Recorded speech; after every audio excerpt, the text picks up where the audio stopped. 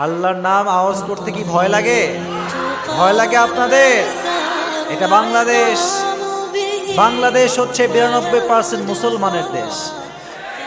যদি কথা বলতে হয় মুসলমানরা বাঘের বাচ্চার মতো গর্জন দিয়ে কথা বলবে। They don't care about anyone's comment. তারা কারো কথার পরোয়া করে না, তারা শুধু তাকায় একজনের দিকে, তিনি কে?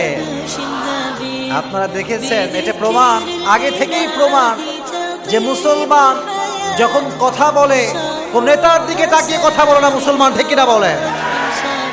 গত 3 দিন আগে ভারতবর্ষের একটা কলেজের ভেতরে আপনারা দেখেছেন যে একটা মেয়ে হিজাব পরিধান করে কলেজে ঢুকেছে, পেছন থেকে অনেকগুলো উগ্রবাদী হিন্দুরা স্লোগান দিচ্ছে জয় শ্রীরাম, জয় শ্রীরাম।